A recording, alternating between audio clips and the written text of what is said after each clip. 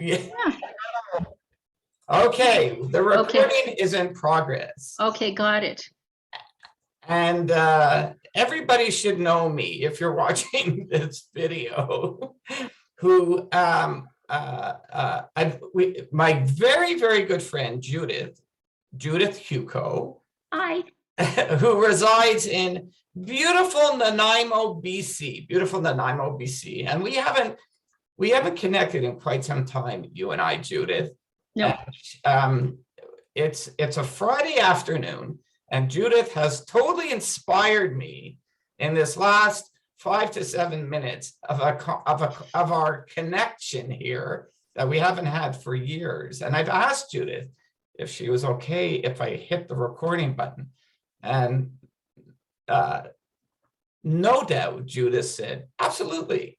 And so we're going to reverse and come back to some of the very cool things that Judith talked about, because she is wonderful. She goes beyond just coping. There's coping, and then there's rising above coping. And Judith defines what it means to rise above coping. And during these crazy COVID times, I believe wholeheartedly that we need to listen to Judith's message. Uh-oh. So when you say rising above, where are you going with that? Well, I think your energy goes to what you focus on. So if you think this is a problem, this is COVID, this sucks, you're going to sink. So I think whether it's in an energy sense or even in a physical sense, it's better to go towards something than from something. So to focus on what you want, not what you want to get away from. Because if you get away from the COVID muck, doesn't mean your life is going to be great. Right? You really need to focus on what you want and take responsibility for getting there, because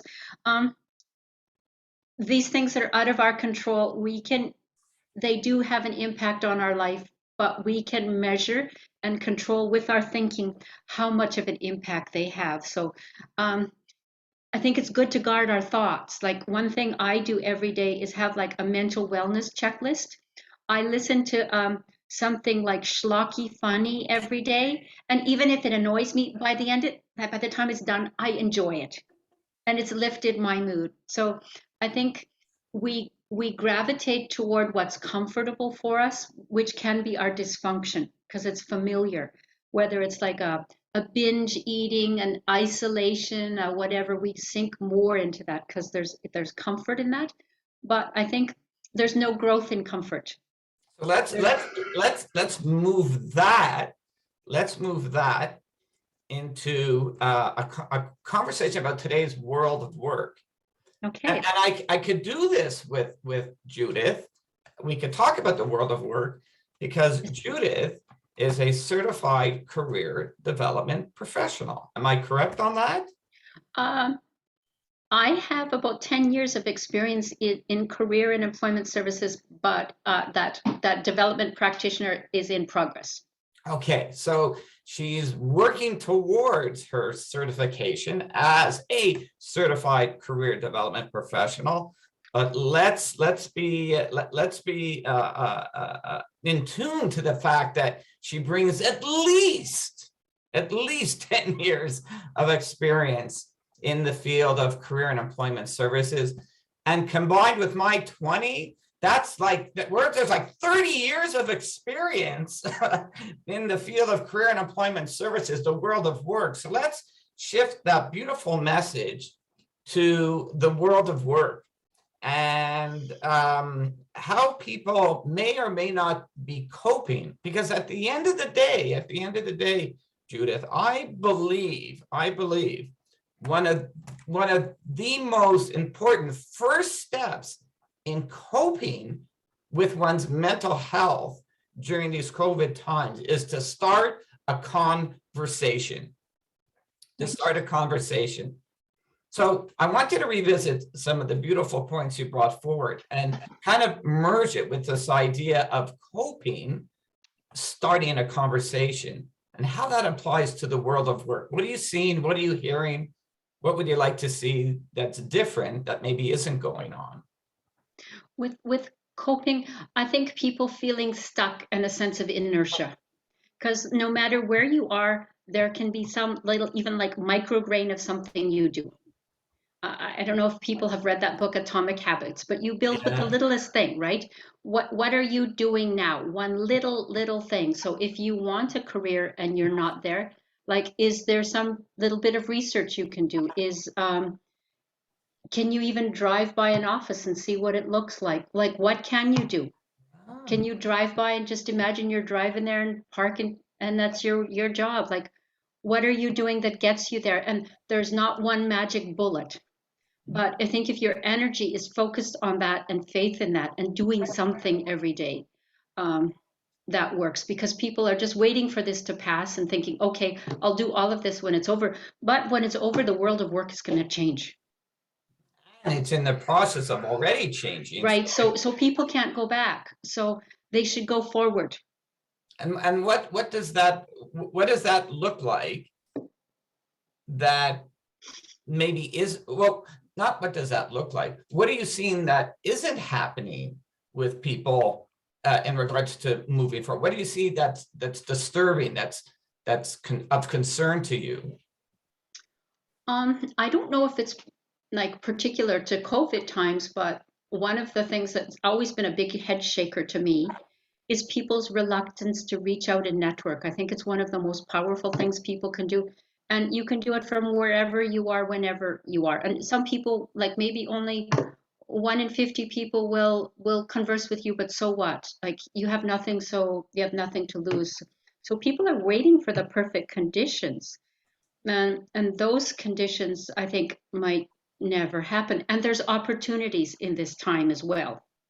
So instead of looking at what's not there, is there an opportunity? So there's people actually here in my community who are living here and working for companies in downtown Vancouver. So their housing is a third of the cost. So if people think about, okay, they could have that job that they like, but is this an opportunity to realign life? Like, live in a community that you like with work that you like that's at a distance. So what opportunity is there? And I think for companies, there was the traditional kind of like resource-based fly in, fly out. And I think, why couldn't corporations do that? Like, have people in once a month for meetings. And some companies are going totally remote. It's Tata Consultancy in Toronto, has no office staff anymore. Not Tata, no, it wasn't Tata.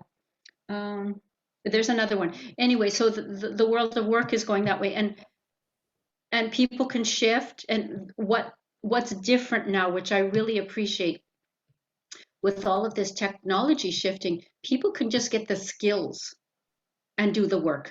It's not like in the old days where you needed a particular degree or certificate.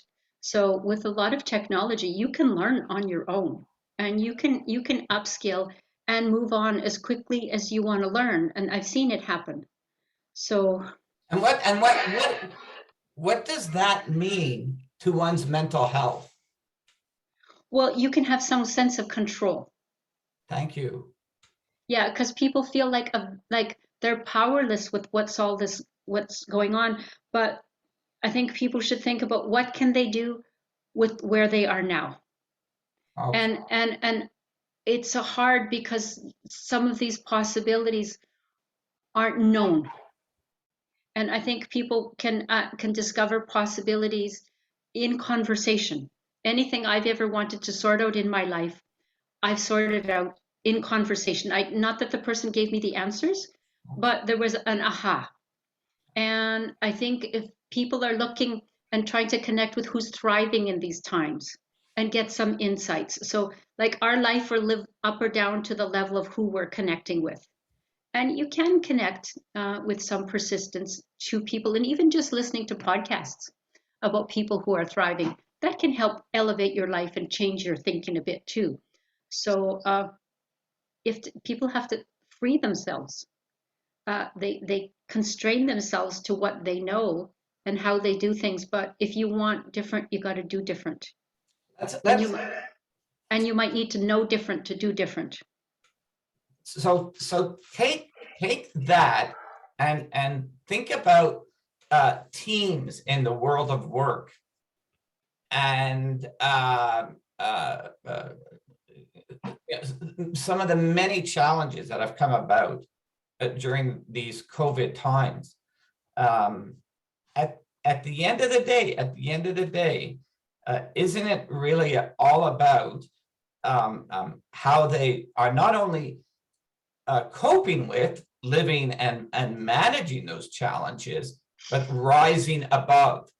So much of what you have said to this point focuses on the individual. Right. What's your perspective on teams, world of work teams, in that same vein, the idea of what we need to look at doing differently around living with or coping or rising above, based on many of the challenges faced for teams in the world of work? Well, I think people have gotten a little bit zoomed out this year. So I think it's like how online meetings are set up. I think you can't take the traditional like in person and transition it to the online. Yeah. It doesn't work. And so I think people need some structure, some faster flow of things, particular objectives. Boom, boom, you're out, right? People don't want to, and other things could happen. Like with a team, there could be like a coffee time where people could just drop in to a Zoom and just chat. Yes. And so I think there is that, like getting the work done, but I think the piece people are missing is the coffee time. And that would be the fun at work, the opportunity. Yes. Yeah, and getting to know each other. So there could be like a 15-minute time where you don't talk about work. Yes, the play time. Yes, yes, and it's that, I think that's what people have really, really missed. I know some people who are quite introverted, who are quite fine with all of it, but some people have really missed that human connection. And I think it's an easy opportunity with this. And there's all kinds of play experiences you can do online.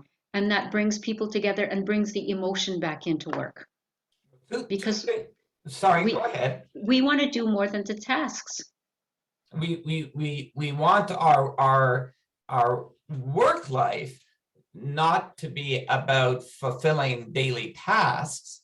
We're looking for opportunities to connect, to engage, to be social, to laugh, right, to feel emotion, and we can do it during work, but in a playful, by inserting play, by inserting fun. But I also love a message that you kind of slid in there very subtly a few minutes ago: the value of the conversation, starting the conversation. And is there one last thing you would like to say? And thank you for all that you have brought forward here. Is there one other thing that you would like to say about the value of the conversation around mental health as a coping strategy? Well, we all need to connect. And one of the best ways to get support is to connect and just show some interest in the other person. And why do you say that? Why does Judith say that? Well, because the value of life to me is who you have in it in your relationships. Yeah, it doesn't need to be a huge quantity, but what's the quality of your relationships? People want to be heard. They want to be seen. They want to be listened to. And no matter how you feel about your life circumstances, there's other people who have needs too, and they're so happy if you just ask them a simple thing like, hey, what's the best thing you're going to do this weekend? Or what are you looking forward to in 2021? And it's about them, and people's favorite topic is them. So if you're reluctant to connect, just ask people about themselves. They love it, and they think they had a great conversation. You've been listening to and you've been inspired by my dear friend and colleague in the field of my dear friend and professional colleague in the field of career development, Judith HEWKO. Where do people find you? Do they find you on LinkedIn? Is there a website? Is there an Instagram page? Where would you like people to connect with you? Best to find me on LinkedIn. I have a website that's going to be launched in a couple weeks. So right now, yeah. I'm excited. Yeah. So I will put details of my website up on my LinkedIn. So right now you can find me at Judith, and my last name is HEWKO on LinkedIn, and I'm happy to accept your friend requests or connection requests. Okay. And what do you do? What do you do? What do you do, Judith? What is your job? What do you do?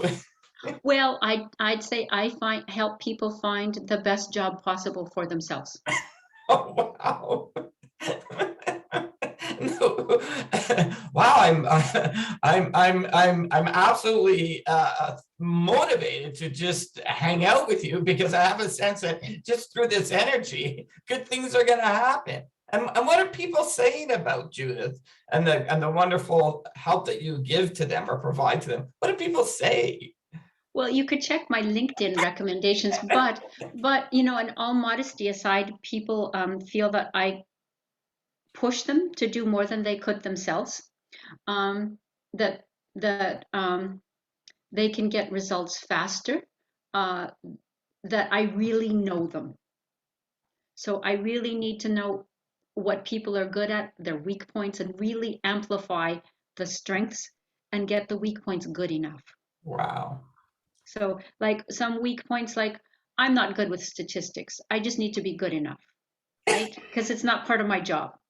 Ooh. So like, I think if you can really find what you're good at, like in terms of people skills, technical skills, and really shine and amplify that. So people often underestimate how good they really are. Yeah. Yeah, and they need to shine and really step forward, like walk in with confidence into whatever they're doing and thinking, yes, there's something I can do, there's something I can contribute. I would be very good for your organization, and they need to feel that And and know that. that in itself is just a wonderful coping skill. Yes. Oh, you said yes. Why? Well, job search is really challenging, and people feel emotionally knocked down. They feel emotionally isolated. So we need to lift ourselves up, but also for people that will lift us as well. That whether it's a friend, a loved one, a job coach, somebody that you can just like, whoa, your muck, and if you release it, it's freeing. So sometimes things do feel really bad, and you have a right to feel really bad. But then what? Yeah. Well, I want to thank you for letting me hit the record button because we didn't plan for this. We planned just to kind of get all caught up on our lives and our stuff, and rekindle a friendship. And I'm gonna hit the stop record button, and I'm gonna file this video that we share together on my YouTube page under the category of the Come Out to Play project. The Come Out to Play project, because I have felt over the past 15 or 20 minutes that I've come out to play with you, and you've come out to play with me. Yeah. Yeah, I'm gonna put this video in the Come Out to Play project category on my YouTube channel. I'm gonna hit the stop record button, and Judith and I are gonna get all caught up. We haven't seen each other for way too many years now. You've been enjoying the amazing, inspiring, one-of-a-kind Judith HEWKO, who in up to 2 weeks' time should have a pretty amazing website online. And I know you'll want to reach out to her. Thanks again, Judith. Thank you, Robert. See you all.